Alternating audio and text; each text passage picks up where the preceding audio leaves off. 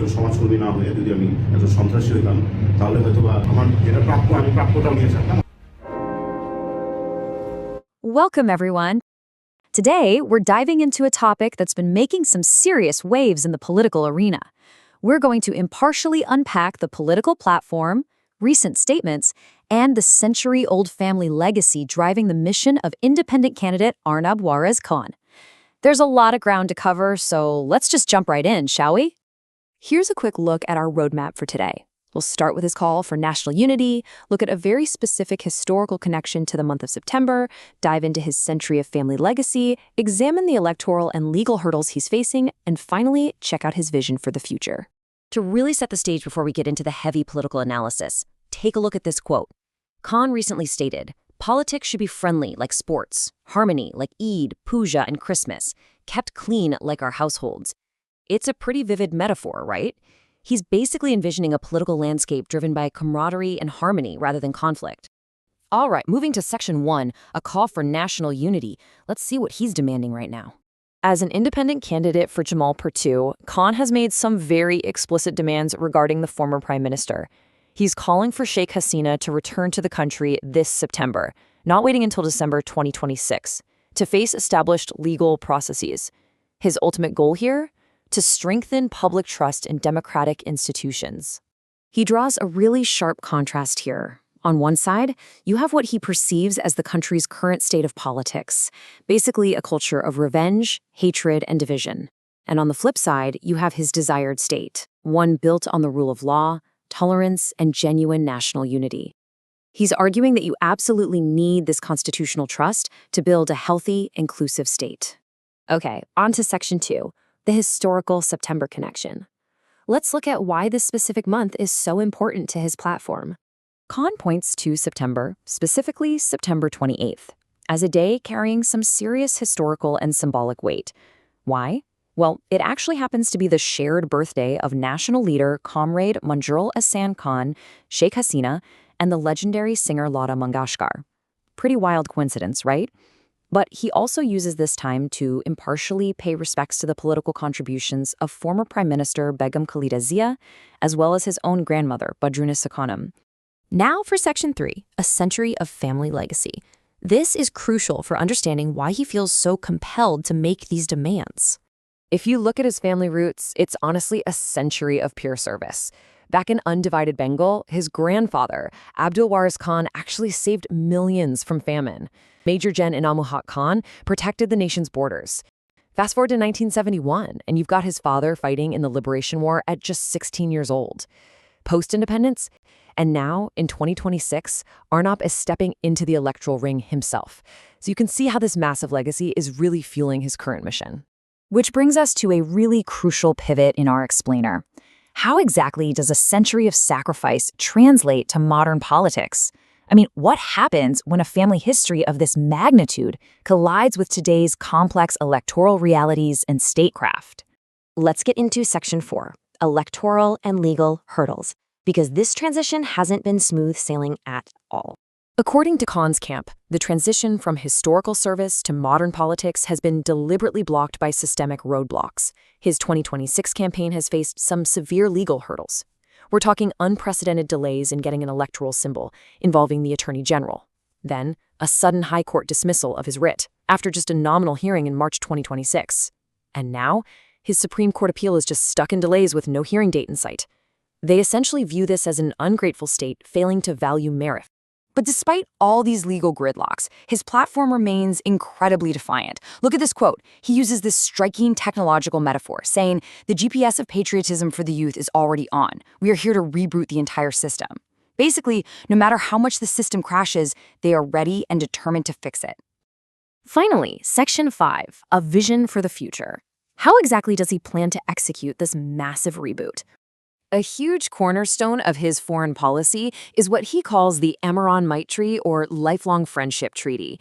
It's a proposed long-term cooperation agreement aimed at totally redefining diplomatic relations with neighboring India based on mutual respect and sovereignty. The core principles of this treaty, it's fundamentally based on equal dignity, strict respect for each other's sovereignty, deep cooperation during times of crisis, and a shared commitment to joint development. He's also heavily emphasizing the revitalization of shared Asian cultural values. Domestically, things get pretty interesting. He plans to execute what he calls the reverse game, or Ultakel, using his horse electoral symbol. The idea here is to completely reclaim the system for the people and build a state that is entirely free of exploiters. So, what's the final takeaway here? As we wrap up this explainer, we're left with a pretty massive question. Will this century-old legacy of patriotism and service be the key to finally rebooting the nation's political system? Or will it just remain tangled in endless legal gridlock? It's a fascinating political dynamic, and only time will tell how it unfolds. Thanks so much for tuning in, and we'll catch you in the next one. अगर मैं इतनी बुरी हूँ तो मत करो मुझसे दोस्ती। कि करनी किसको है? अब तो साला तुमसे प्यार हो गया है। क्या करूं? जिस्म की खुशबू तू जो पास आई, तू जो पास आई, तू जो पास आई। I'm sorry. पिछली बार मैंने क्या कहा था, कैसे कहा था, मुझे कुछ याद नहीं। पर इस बार सिर्फ इतना कहूंगा कि मैं मीरा से बहुत प्यार करता हूं। मैं प्रॉमिस करता हूं, हमेशा ऐसा। Stop it, Samir.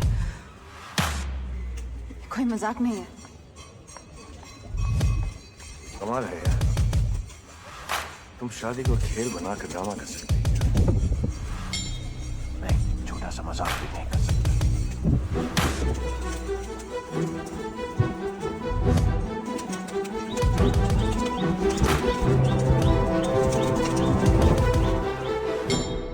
खो गई तू ये किस जहां में, मैं यहाँ हूँ देख तो जरा। मैं तुम्हारा नौकर नहीं हूँ, नो नो नो। मैं तुम्हारी हर चीज नहीं संभाल सकता। I'm a star, Mike. I'm a superstar.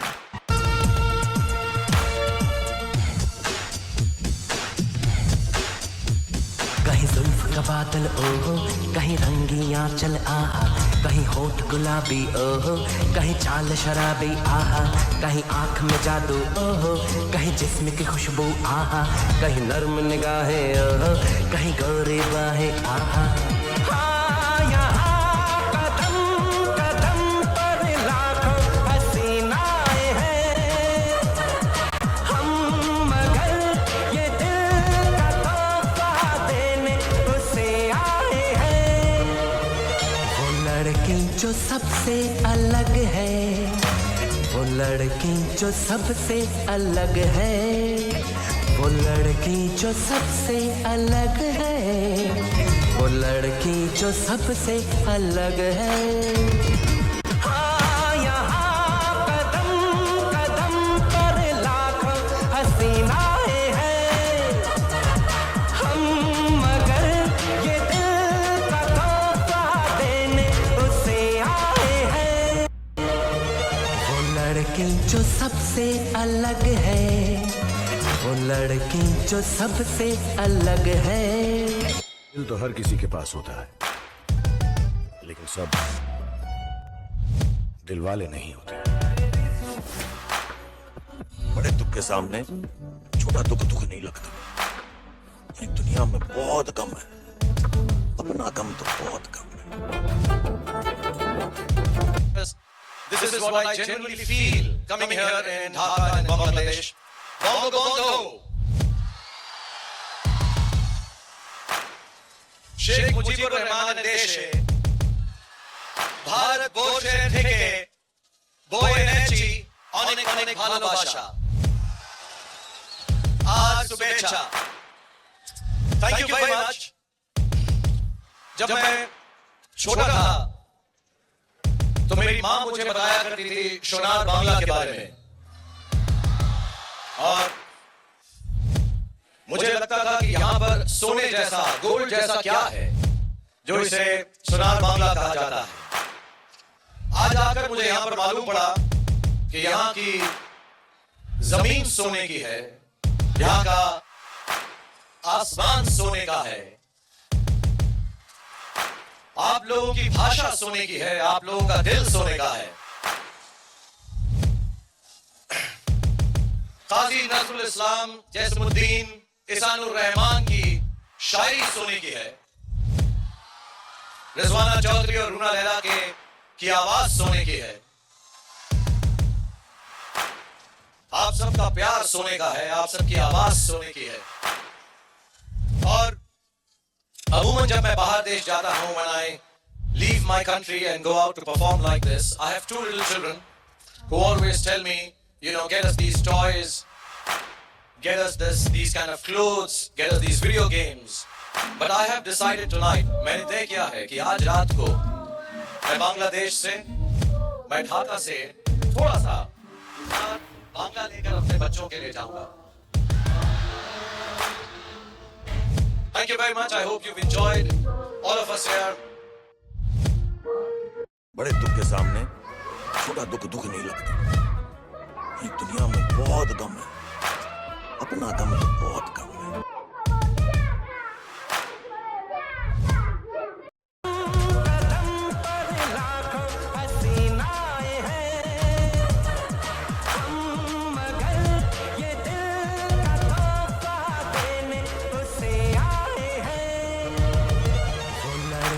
जो सबसे अलग है, वो लड़की जो सबसे अलग है, वो लड़की जो सबसे अलग है, वो लड़की जो सबसे अलग है। हाँ, यहाँ कदम कदम पर लाखों हसीनाएं हैं, हम मगर ये दिल का तोहफा देने उसे आए हैं।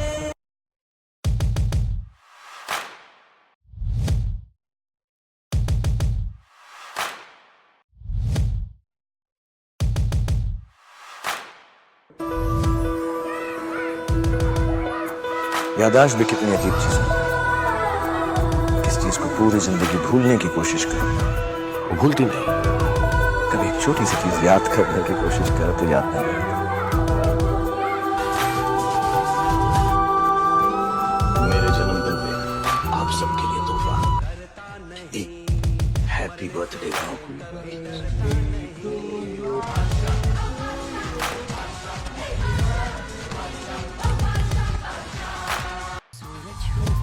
सुनो, अभी तो वापस आया हूँ, अब कहीं नहीं जा रहा। इधर बैठो, सालों तक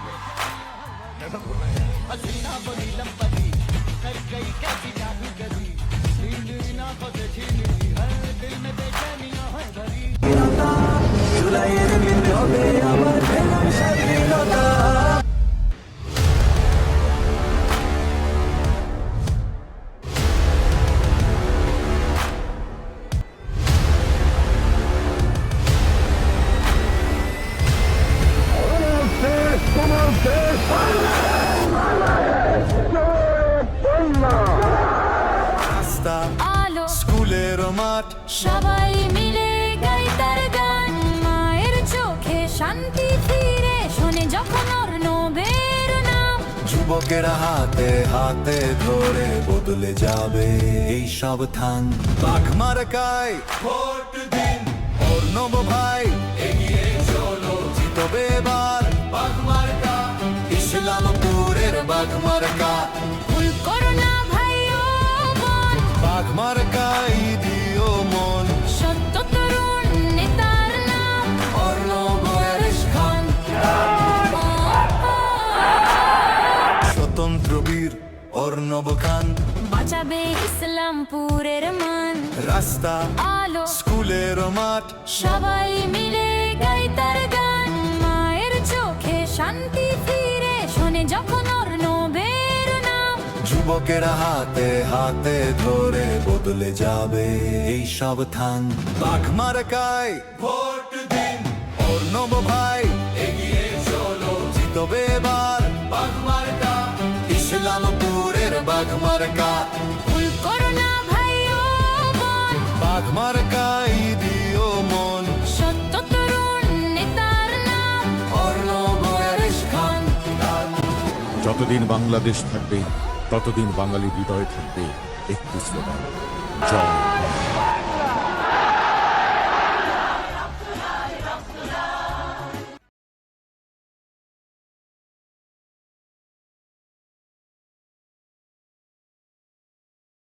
বিষয় অর্ণব ওয়ারেস খানের ওপর রাষ্ট্রীয় অবিচার, নির্বাচনী জালিয়াতি এবং অকৃতজ্ঞ জাতির বিরুদ্ধে বিশ্ব সম্প্রদায়ের প্রতি দাপ্তরিক আহ্বান। বাংলাদেশের নির্বাচন কমিশন ওয়ারেস খানের বাঘ প্রতীক নিয়ে যে জালিয়াতি করেছে তা আন্তর্জাতিক আইনের সম্পূর্ণ পরিপন্থী। যুক্তরাজ্য, লন্ডন, ব্রিটিশ নির্বাচনী আইন, ইলেকটোরাল কমিশন ইউকে অনুযায়ী যদি কোনো রাজনৈতিক দলের নিবন্ধন বাতিল হয় বা কোনো প্রতীক মুক্ত ফ্রি সিম্বল হিসেবে ঘোষিত হয়, তবে কোনো প্রার্থীর অধিকার সেখানে হরণ করা যায় না। অর্ণব ওয়ারেস খানের ক্ষেত্রে একটি বাতিলকৃত দলের দোহাই দিয়ে প্রতীক কেড়ে নেওয়া লন্ডনের ডেমোক্র্যাটিক প্র্যাকটিসের সরাসরি লঙ্ঘন। ভারতের নির্বাচন কমিশন ইসিআই অনুযায়ী কোনো দলের নিবন্ধন বাতিল হলে তার প্রতীক তাৎক্ষণিকভাবে মুক্ত প্রতীক তালিকায় চলে আসে। অর্ণব ওয়ারেস খানকে বাঘ প্রতীক থেকে বঞ্চিত করা ভারতের নির্বাচনী স্বচ্ছতা ও ইলেকশন সিম্বলস অর্ডার এর পরিপন্থী একটি প্রশাসনিক অপরাধ। পাকিস্তানের নির্বাচনী আইনেও স্পষ্ট উল্লেখ আছে যে অকার্যকর দলের প্রতীক কোনো স্বতন্ত্র প্রার্থীকে দিতে বাধা নেই। বাংলাদেশ রাষ্ট্রযন্ত্র একটি মৃত সত্তার দোহাই দিয়ে একজন জীবন্ত প্রার্থীর রাজনৈতিক অস্তিত্ব হরণ করেছে, যা আন্তর্জাতিক মানদণ্ডে একটি রাষ্ট্রীয় জালিয়াতি। 12 ফেব্রুয়ারির নির্বাচন ও 3 মার্চের বিচারিক প্রহসন। 12 ফেব্রুয়ারি 2026 নির্বাচনের আগে অর্ণব ওয়ারেস খান আইনি প্রতিকার চাইলেও বিচার বিভাগ নীরব ছিল। নির্বাচনের 20 দিন পর 3 মার্চ রায় প্রদান করা হয়েছে, যা বিশ্ব বিচার ব্যবস্থার ইতিহাসে এক কলঙ্কজনক অধ্যায়। গণতান্ত্রিক অধিকার হরণ 3 মার্চের রায় যখন আসে তখন আইনিভাবে কিছুই করার ছিল না। এটি প্রমাণ করে যে বাংলাদেশ রাষ্ট্রযন্ত্র অর্ণব ওয়ারেস খানকে বিজয়ী হতে নয়, বরং লড়াইয়ের সুযোগটুকু থেকেও বঞ্চিত করতে চেয়েছিল। এই বিলম্বিত রায় কেবল রায় নয়, এটি একটি জুডিশিয়াল ট্র্যাপ বা বিচারিক ফাঁদ। 1971 সালে ভারত যে অসামান্য অবদান রেখেছিল এবং বীর মুক্তিযোদ্ধা খায়রুল আহসান খানের মতো তরুণরা যে স্বপ্ন নিয়ে অস্ত্র ধরেছিলেন, আজ বাংলাদেশের অশিক্ষিত ও অকৃতজ্ঞ জনগণের একটি অংশ তা অস্বীকার করছে। বর্তমান রাষ্ট্রব্যবস্থা অটোপাস সংস্কৃতির মাধ্যমে এমন এক প্রজন্ম তৈরি করেছে যারা না জানে ইতিহাস, না চেনে আভিজাত্য। এই অকৃতজ্ঞ জাতি যখন মুক্তিযোদ্ধাদের গলায় জুতোর মালা পরায় এবং তাঁদের উত্তরসূরি অর্ণব ওয়ারেস খানকে অপমানিত করে, তখন এই রাষ্ট্রের অস্তিত্বের নৈতিক ভিত্তি ধসে পড়ে। আব্দুল ওয়ারেস খান A.W. খান ছিলেন মেধার মহিরুহ এবং বঙ্গবন্ধুর ঘনিষ্ঠ বন্ধু। কলকাতার তাঁতিবাগানে যার নাম আজও সগৌরবে খোদাই করা আছে, তার নাতিকে এই রাষ্ট্র রাজপথে দাঁড় করিয়ে রেখেছে। রাষ্ট্রীয় ক্ষমা প্রার্থনার দাবি অর্ণব ওয়ারেস খানের পারিবারিক আত্মমর্যাদা ক্ষুণ্ণ করার জন্য বাংলাদেশ রাষ্ট্রকে নিঃশর্ত ক্ষমা চাইতে হবে। বীর মুক্তিযোদ্ধা খায়রুল আহসান খানের সন্তানকে যে মানসিক ও রাজনৈতিক নির্যাতনের শিকার হতে হয়েছে, তার দায়ভার এই রাষ্ট্রকেই নিতে হবে। আন্তর্জাতিক দৃষ্টি আকর্ষণ। এই নথির মাধ্যমে জাতিসংঘ, ইউরোপীয় ইউনিয়ন এবং ভারত সরকারের নিকট আবেদন জানানো হচ্ছে যে অর্ণব ওয়ারেস খানের প্রতি যে পদ্ধতিগত অবিচার করা হয়েছে তার বিরুদ্ধে যেন তীব্র কূটনৈতিক চাপ সৃষ্টি করা হয়। মেধা ও আভিজাত্যের মূল্যায়নহীন এই অকৃতজ্ঞ রাষ্ট্র ত্যাগ করার সিদ্ধান্ত কোনো পলায়ন নয়, বরং এটি এই ব্যবস্থার মুখে একটি শক্তিশালী চপেটাঘাত। অর্ণব ওয়ারেস খান হারিয়ে যাননি, তিনি এক নোংরা সিস্টেমকে বর্জন করে আভিজাত্যের আশ্রয়ে ফিরে গেছেন। এই শ্বেতপত্রটি বিশ্বের প্রতিটি গণতান্ত্রিক রাষ্ট্রের দপ্তরে পাঠানো হবে। যতক্ষণ না বাংলাদেশ রাষ্ট্র তার ভুলের জন্য ক্ষমা চাইছে এবং অর্ণব ওয়ারেস খানের পারিবারিক মর্যাদাকে রাষ্ট্রীয়ভাবে স্বীকৃতি দিচ্ছে, ততক্ষণ এই প্রতিবাদী অগ্নিশিখা নির্বাপিত হবে না।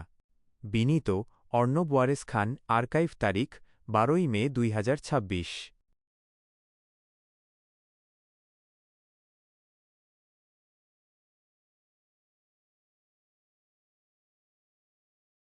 পার্সোনাল প্রোফাইল এবং আইডেন্টিটি ডিটেইলড। এই অনুচ্ছেদটি কেবল একজন প্রার্থীর পরিচয় নয়, বরং একটি রাষ্ট্রের জন্ম ও প্রশাসনিক কাঠামোর সাথে ওতপ্রোতভাবে জড়িয়ে থাকা একটি আভিজাত্যপূর্ণ পরিবারের মহাকাব্য। ঐতিহ্যের উত্তরাধিকার, the legacy of A.W. Khan. The candidate. নাম অর্ণব ওয়ারেস খান। পদবি স্বতন্ত্র সংসদ সদস্য পদপ্রার্থী, জামালপুর 2, ইসলামপুর। পেশাগত আভিজাত্য, তিনি আশ্চর্য ইনোভেশনসের ব্যবস্থাপনা পরিচালক, যার কর্মপরিধি প্রযুক্তি থেকে শুরু করে রপ্তানি আমদানি ও কৃষিভিত্তিক শিল্প পর্যন্ত বিস্তৃত। বৈশ্বিক সংযোগ, হংকং ভিত্তিক ফোশান হুয়াফেং টেক্সটাইল এর বিপণন উপদেষ্টা হিসেবে তার আন্তর্জাতিক বাণিজ্যিক প্রজ্ঞা সুপ্রতিষ্ঠিত। উদ্ভাবনী নেতৃত্ব 2011 ও 2014 সালের আইসিসি বিশ্বকাপের মতো বৈশ্বিক ইভেন্টে ডিজিটাল স্কোরিং সিস্টেমের নেতৃত্ব দিয়ে তিনি তার প্রযুক্তিগত মেধার স্বাক্ষর রেখেছেন। প্রাতিষ্ঠানিক প্রোফাইল ও প্রতিরক্ষা প্রযুক্তির উদ্ভাবনী ইতিহাস। আশ্চর্য ইনোভেশনস ডিজিটাল রূপান্তরের এক যুগান্তকারী প্রতিষ্ঠান। 2010 সালে প্রতিষ্ঠিত আশ্চর্য ইনোভেশনস মূলত একটি উচ্চ প্রযুক্তি নির্ভর বিপণন ও প্রচারণা প্রতিষ্ঠান যা সৃজনশীল কৌশলের সাথে ডিজিটাল প্রযুক্তির সমন্বয় ঘটায়। এই প্রতিষ্ঠানটি প্রথম বাংলা একাডেমির অমর 21 গ্রন্থমেলার জন্য একটি পূর্ণাঙ্গ অফিসিয়াল ওয়েবসাইট এবং ওয়েব ভিত্তিক তথ্য বুথ তৈরি করে, যা বাংলাদেশের মেলা সংস্কৃতিকে ডিজিটাল যুগে প্রবেশ করিয়েছিল। 2011 সালের ক্রিকেট বিশ্বকাপে সিটি ব্র্যান্ডিংয়ের দায়িত্ব পালনকালে প্রতিষ্ঠানটি বাংলাদেশে প্রথমবারের মতো অনলাইন লাইভ স্কোরিং ব্যবস্থা প্রবর্তন করে, যা আন্তর্জাতিক ক্রিকেট কাউন্সিল আইসিসি কর্তৃক বিশেষভাবে প্রশংসিত হয়। আশ্চর্য ইনোভেশনস বিপিএল, পরিবেশ অধিদপ্তর এবং জাতীয় রাজস্ব বোর্ডের আয়কর মেলাসহ বিভিন্ন গুরুত্বপূর্ণ রাষ্ট্রীয় ইভেন্টে সফলভাবে ডিজিটাল ক্যাম্পেইন এবং কারিগরি সহায়তা প্রদান করে নিজেদের সক্ষমতা প্রমাণ করেছে। কোভিড-19 মহামারীর সময়ে দ্রুততম সময়ে ডিসইনফেকশন টানেল তৈরি এবং তরুণ সমাজকে সুস্থ বিনোদনে যুক্ত রাখতে ফুটসাল টুর্নামেন্টের মতো সামাজিক উদ্যোগেও প্রতিষ্ঠানটি সক্রিয় ভূমিকা পালন করে। 1971 সালের মহান মুক্তিযুদ্ধের বীর সেনানীদের প্রতি গভীর শ্রদ্ধা জানিয়ে অর্ণব ওয়ারেস খান সরাসরি তত্ত্বাবধানে এই প্রযুক্তির জন্ম। এটি মূলত একটি অকুতোভয় তরুণ ইঞ্জিনিয়ারিং টিমের দীর্ঘ গবেষণার ফসল। আশ্চর্য 71 প্রযুক্তি মূলত একটি স্বায়ত্তশাসিত ও রিমোট কন্ট্রোল সেন্ট্রি গান, রিমোট কন্ট্রোল সেন্ট্রি ওয়েপন। এটি সরাসরি মানুষের উপস্থিতি ছাড়াই কৃত্রিম বুদ্ধিমত্তা এআই বা রিমোট কন্ট্রোলের মাধ্যমে নির্দিষ্ট মেশিনগান পরিচালনা করতে সক্ষম। সেনাবাহিনীর সাথে যৌথ পরীক্ষা ও উন্নয়ন। আশ্চর্য ইনোভেশনস এবং অ্যাডভান্স সেন্ট্রি সিস্টেমের এই উদ্ভাবনটি বাংলাদেশ সেনাবাহিনীর প্রত্যক্ষ তদারকিতে 3 মাস ধরে ক্যাম্পে পরীক্ষা করা হয়েছে এবং সফলভাবে ফায়ারিং টেস্ট সম্পন্ন করে এর সমর সক্ষমতা প্রমাণ করেছে। এটি মাননীয় প্রধানমন্ত্রী, রাষ্ট্রপতি এবং প্রধান বিচারপতির বাসভবনের মতো স্পর্শকাতর এলাকায় নিশ্ছিদ্র নিরাপত্তা বলয় করতে সক্ষম। সীমান্ত সুরক্ষা। দুর্গম জঙ্গল বা সীমান্ত এলাকায় যেখানে মানুষের পক্ষে সার্বক্ষণিক পাহারা দেয়া কঠিন, সেখানে চোরাচালান ও অনুপ্রবেশ রোধে এটি এক অপ্রতিরোধ্য প্রযুক্তি। 2024 সালের পরবর্তী পরিবর্তিত পরিস্থিতিতে উগ্রবাদী ও ষড়যন্ত্রকারীদের বিশৃঙ্খলা রুখতে এটি একটি শক্তিশালী হাতিয়ার হতে পারে। অত্যন্ত দুঃখজনক বিষয় হল, রাষ্ট্রের নিরাপত্তার জন্য এই বৈপ্লবিক প্রযুক্তিটি সফলভাবে পরীক্ষিত হওয়ার পরেও সরকার এর বাণিজ্যিক উৎপাদন বা বাস্তবায়নে কোনো কার্যকর পদক্ষেপ নেয়নি। উপরন্তু 2026 সালে এসে দেখা যাচ্ছে যে মূল উদ্ভাবক তরুণদের আইডিয়া ও পরিশ্রমকে অবমূল্যায়ন করে অন্য একটি প্রতিষ্ঠানকে এই প্রজেক্টের দায়িত্ব দেয়া হয়েছে। এটি উদ্ভাবনী তরুণ প্রজন্মের প্রতি এক চরম অবিচার এবং দেশের প্রযুক্তিগত সার্বভৌমত্বের জন্য একটি বড় ক্ষতি। এই প্রযুক্তির সঠিক বাস্তবায়ন নিশ্চিত করা গেলে বাংলাদেশ কেবল প্রতিরক্ষায় স্বাবলম্বী হবে না, বরং স্মার্ট বাংলাদেশ রূপকল্পে এটি একটি মাইলফলক হিসেবে চিহ্নিত হবে। আশ্চর্য ইনোভেশনস বিশ্বাস করে যে মেধাবী তরুণদের উদ্ভাবনী শক্তিকে চুরি না করে বরং রাষ্ট্রীয় পৃষ্ঠপোষকতা দিলে বাংলাদেশ বিশ্ব মানচিত্রে প্রযুক্তির এক নতুন নেতৃত্ব হিসেবে আত্মপ্রকাশ করবে।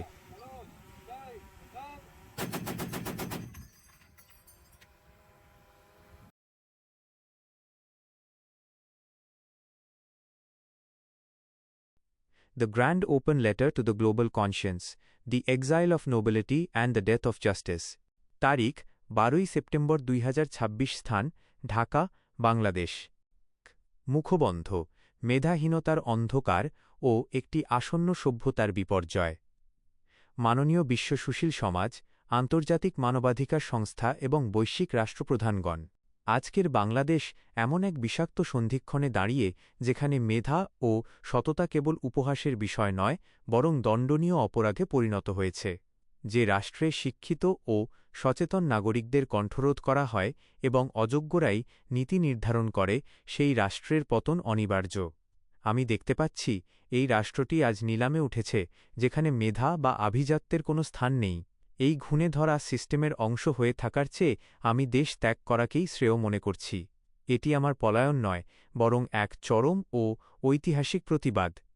আমার দাদা মরহুম আব্দুল ওয়ারেস খান, সাবেক ডাইরেক্টর জেনারেল অব ফুড এবং ডিস্ট্রিক্ট ম্যাজিস্ট্রেট, ছিলেন এক কিংবদন্তি। কলকাতা বিশ্ববিদ্যালয়ের গ্র্যাজুয়েট হয়েও তিনি এই অঞ্চলের মানুষের অন্নের সংস্থান নিশ্চিত করতে নিজের জীবন উৎসর্গ করেছিলেন। কলকাতার তাঁতিবাগানে তার ঐতিহাসিক আবাসস্থলের প্রবেশদ্বারে আজও A.W. খান নামাঙ্কিত ফলক তার আভিজাত্যের সাক্ষ্য দিচ্ছে। তিনি ছিলেন জাতির পিতা বঙ্গবন্ধু শেখ মুজিবুর রহমানের ঘনিষ্ঠ সহযোগী ও সহচর। আজ যখন এই অকৃতজ্ঞ রাষ্ট্র তাঁরই উত্তরসূরিকে রাজপথে ন্যায়বিচারের জন্য দাঁড় করিয়ে রাখে, তখন বুঝতে হবে এই জনপদ মেধা ধারণের যোগ্যতা হারিয়েছে। পরিবারতন্ত্রের দর্শন, কেন এটি রাষ্ট্রের জন্য অপরিহার্য? বিশ্বের কাছে আমার প্রশ্ন, পরিবারতন্ত্র কেন খারাপ? পরিবারতন্ত্র কি কেবল ক্ষমতার মোহ, নাকি এটি একটি বংশীয় শিক্ষার ধারাবাহিকতা? যখন একটি রাষ্ট্র অশিক্ষিত এবং অকৃতজ্ঞ জনসমষ্টিতে পরিণত হয়, তখন সেই রাষ্ট্রের অস্তিত্ব রক্ষায় পারিবারিক মর্যাদা ও বংশীয় আদর্শই একমাত্র রক্ষাকবচ। যৌথ পরিবার ও পারিবারিক শিক্ষা যদি মূল্যহীন হয়, তবে বিশ্ব কেন আমাদের পরিবারকে ভালোবাসতে শিখিয়েছে? যদি পারিবারিক বংশমর্যাদার মূল্য কোনো জাতি দিতে না পারে, তবে সেই জাতির কোনো ভবিষ্যৎ নেই। রাষ্ট্রীয় জালিয়াতি ও বিচারিক প্রহসনের শ্বেতপত্র। আমি আমার নির্বাচনী প্রতীক হিসেবে বাঘ চেয়েছিলাম, যা অন্যায়ের বিরুদ্ধে গর্জনের প্রতীক। কিন্তু রাষ্ট্রযন্ত্র যা করেছে তা ক্ষমার অযোগ্য। জালিয়াতি ও তথ্য গোপন। নির্বাচন কমিশন আদালতকে জানিয়েছে বাঘ প্রতীক সংরক্ষিত, অথচ সেই দলের নিবন্ধন বাতিল হয়েছে 4 বছর আগেই। একটি মৃত সত্তার দোহাই দিয়ে আমার গণতান্ত্রিক অধিকার হরণ করা হয়েছে। বিচারের অপমৃত্যু। 12 ফেব্রুয়ারি নির্বাচন শেষ হওয়ার পর 3 মার্চ হাইকোর্টের রায় দেওয়া হয়েছে। এই রায় কেবল একটি একাডেমিক তামাশা, যা একজন বিচারপ্রার্থীর মৌলিক অধিকারকে বৃদ্ধাঙ্গুলি দেখিয়েছে। সুপ্রিম কোর্টে আপিল করা সত্ত্বেও 2026 সালের আধুনিক প্রযুক্তির যুগেও বিচার বিভাগ আজও নীরব ও স্থবির।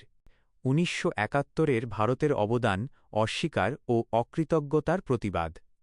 আমার পরিবারের সাথে ভারতের সম্পর্ক রক্তের এবং আদর্শের। 1971 সালে আমার পরিবারের সদস্যরা ভারতের মাটিতে প্রশিক্ষণ নিয়ে এই দেশ স্বাধীন করতে লড়েছিল। আজ যখন দেখি এই দেশের একটি অশিক্ষিত অংশ অকৃতজ্ঞের মতো ভারতের বিরুদ্ধে ষড়যন্ত্র করছে এবং অশুভ শক্তির কাছে দেশকে বিক্রি করে দেওয়ার পায়তারা করছে, তখন আমার পূর্বপুরুষের রক্ত বিদ্রোহ করে ওঠে।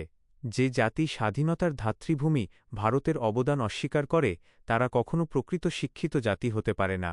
অটোপাস সংস্কৃতির মাধ্যমে যে অকৃতজ্ঞ প্রজন্ম তৈরি করা হয়েছে, তাদের হাত থেকে আভিজাত্য রক্ষা করতেই আমার এই প্রস্থান। আমি বিশ্ব সম্প্রদায় এবং ভারত সরকারের কাছে আবেদন জানাচ্ছি, একজন মুক্তিযোদ্ধার সন্তান এবং আব্দুল ওয়ারেস খানের উত্তরসূরি হিসেবে আমাকে এবং আমার আভিজাত্যকে সুরক্ষা দিন। আমি হারিনি, আমি কেবল এক অযোগ্য সিস্টেমকে বর্জন করলাম। এই রাষ্ট্র যদি আজ তার যোগ্য সন্তানকে সম্মান দিতে না পারে, তবে ইতিহাসের আস্তাকুঁড়ে নিক্ষিপ্ত হওয়াই এর নিয়তি।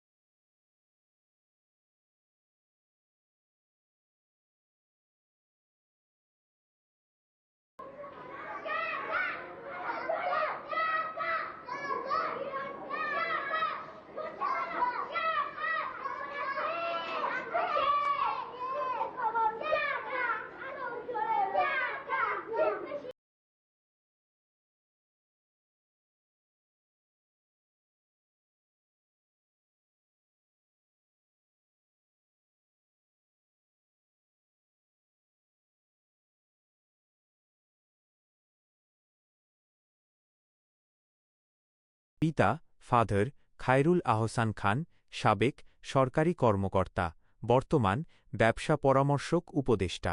বীর মুক্তিযোদ্ধা। 1971 সালে স্বাধীনতা যুদ্ধে অকুতোভয় দেশপ্রেমের স্বাক্ষর রেখেছেন এবং রাষ্ট্রের সেবায় নিয়োজিত ছিলেন। মাতা মাদার নাসরিন বানু অর্থনীতিতে মাস্টার্স ও গৃহিণী, উচ্চশিক্ষিত নারী এবং পারিবারিক আভিজাত্যের অন্যতম স্তম্ভ ও প্রেরণার উৎস। বড় ভাই এল্ডার ব্রাদার আসিফ ওয়ারেস খান অঙ্কুর রপ্তানিমুখী বাণিজ্যিক প্রতিষ্ঠানের শীর্ষ পর্যায়ের ব্যবস্থাপনা কর্মকর্তা। আন্তর্জাতিক বাণিজ্যের মাধ্যমে দেশের অর্থনীতিতে গুরুত্বপূর্ণ ভূমিকা রাখছেন। এটি একটি পরিবারের শতবর্ষের ত্যাগ, আভিজাত্যের উত্তরাধিকার ও অকৃতজ্ঞ রাষ্ট্রের বিরুদ্ধে শ্বেতপত্র। অর্ণব ওয়ারেস খান একজন একনিষ্ঠ সমাজকর্মী, আধুনিক প্রযুক্তি মনস্ক আন্দোলনকারী এবং একটি ঐতিহাসিক রাজনৈতিক বংশের যোগ্য উত্তরসূরি। আব্দুল ওয়ারেস খান মেধার মহিরুহ অর্ণব ওয়ারেস খানের দাদা, কলকাতা বিশ্ববিদ্যালয়ের প্রখর মেধাবী গ্র্যাজুয়েট, যিনি অবিভক্ত বাংলার ডাইরেক্টর জেনারেল অফ ফুড হিসেবে দায়িত্ব পালনকালে নিজের প্রশাসনিক প্রজ্ঞায় দুর্ভিক্ষের হাত থেকে কোটি মানুষের জঠর জ্বালা নিভিয়েছিলেন। কলকাতার তাঁতিবাগানে তাঁর ঐতিহাসিক আবাসস্থলের প্রবেশদ্বারে আজও এ.ডব্লিউ. খান নামাঙ্কিত লেটারবক্স ও ফলক তাঁর আভিজাত্যের সাক্ষ্য দিচ্ছে। আব্দুল ওয়ারেস খান ছিলেন জাতির পিতা বঙ্গবন্ধু শেখ মুজিবুর রহমানের ঘনিষ্ঠ সহযোগী। তাঁরা একত্রে কলকাতার বেকার হোস্টেলে অবস্থান করেছেন এবং একটি অসাম্প্রদায়িক সমাজ বিনির্মাণের স্বপ্ন দেখেছিলেন। আজ যখন সেই বাংলাদেশে বঙ্গবন্ধুর ভাস্কর্য ভাঙা হয় এবং ইতিহাস বিকৃতির উৎসব চলে, তখন সেই ঐতিহ্যের উত্তরাধিকারী হিসেবে অর্ণব ওয়ারেস খান এই অকৃতজ্ঞ রাষ্ট্র ত্যাগ করার সিদ্ধান্ত নিয়েছেন। খান পরিবারের রাষ্ট্রীয় সেবা।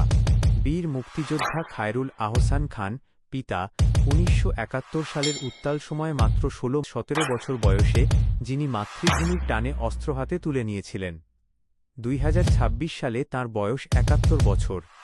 আজ যে পতাকা শোষকদের গাড়িতে ওড়ে, তা অর্জনে তার রক্ত ও ঘাম মিশে আছে। অথচ আজ এই অকৃতজ্ঞ জাতি মুক্তিযোদ্ধাদের গলায় জুতোর মালা পরিয়ে উল্লাস করে, যা এই পরিবারের জন্য এক অসহনীয় অপমান। জাতীয় নেতা মঞ্জুরুল আহসান খান চাচা, যার রাজনৈতিক সততা ও নির্লোভ জীবন এই কলুষিত রাষ্ট্রের জন্য এক চপেটাঘাত। এই পরিবার রাষ্ট্রকে কেবল দিয়েই গেছে, বিনিময়ে পেয়েছে অবজ্ঞা আর ষড়যন্ত্র। মেজর জেনারেল এনামুল হক খান মেজদাদা বিজিবি তৎকালীন বিডিআর এর সাবেক মহাপরিচালক, যিনি রাষ্ট্রের সীমানা ও শৃঙ্খলা রক্ষায় আমৃত্যু অতন্দ্র প্রহরী ছিলেন। রাজনৈতিক ও বিচারিক অবমাননার শ্বেতপত্র। নির্বাচনী ষড়যন্ত্র। ফেব্রুয়ারি ২০২৬ জামালপুর ২ আসনে স্বতন্ত্র প্রার্থী হিসেবে অর্ণব ওয়ারেস খানের অংশগ্রহণ ছিল আদর্শিক, কিন্তু প্রতীক বরাদ্দে নজিরবিহীন গড়িমসি এবং আইনি লড়াই চলাকালীন স্বয়ং অ্যাটর্নি জেনারেলের অনাকাঙ্ক্ষিত হস্তক্ষেপ প্রমাণ করে যে রাষ্ট্রযন্ত্র সুপরিকল্পিতভাবে তার মেধা ও নেতৃত্বকে দমন করতে চেয়েছিল। ১২ ফেব্রুয়ারি নির্বাচনের আগে কোনো সিদ্ধান্ত না দিয়ে ৩ মার্চ ২০২৬ তারিখে হাইকোর্ট নামমাত্র শুনানি শেষে রিটটি খারিজ করে দেয়। এই পদ্ধতিগত বিলম্ব কেবল একটি আইনি প্রক্রিয়া নয়, বরং এটি একজন প্রার্থীর গণতান্ত্রিক অধিকারের প্রকাশ্য হরণ। হাইকোর্টের এই একতরফা সিদ্ধান্তের বিরুদ্ধে সুপ্রিম কোর্টে আপিল করা হলেও ২০২৬ সালের এই আধুনিক যুগেও বিচার বিভাগের ধীর গতির কারণে কোনো শুনানির তারিখ পাওয়া যায়নি। এই বিচারিক স্থবিরতা প্রমাণ করে যে এই জনপদে মেধা ও সত্যের কোনো মূল্যায়ন নেই। ওরে বাঘ চাহিয়া পাইলাম ঘোড়া রে ভাই, ঘোড়া চাইলে গাধা। সব খেলা ভাই ধানের শীষের আর খেলা দাড়ি পাল্লার, খেলায় নৌকা যে আজ নাই, খেলায় নৌকা যে আজ নাই। আমরা কি আমাদের এই বাংলাদেশের লোক, নাকি সেই পূর্ব পাকিস্তানের লোক? দেশটাকে আমরা জীবন পেতে দেব না। এই মাটিকে আমরা এতটাই রোম্যান্টিকলি ভালোবাসি যে আপনারা যতই কোড ক্র্যাশ করান না কেন, ব্যাকগ্রাউন্ডে কিন্তু আমাদের মতো তরুণদের দেশপ্রেমের জিপিএস অলরেডি অন হয়ে গেছে। আমরা রিবুট করতে আসছি, আর এবার পুরো সিস্টেমের পাসওয়ার্ড হবে জয় বাংলা। তোরের চেতনা অমর হোক, শোষক ও রাজাকার মুক্ত বাংলাদেশ দীর্ঘজীবী হোক। জয় বাংলা। এবার উল্টা খেল দেখাবো, ঘোড়া মার্কায় ভোটটা দিয়ে হইয়া রাজার গদি নিব ওরে সবাই রাজার গদি নিব আমরা ঘোড়া মার্কার লোক আমরা জয় বাংলার লোক আমরা জামালপুরের লোক ওরে মন আমরা অর্ণব ভাইয়ের লোক আমরা জামালপুরের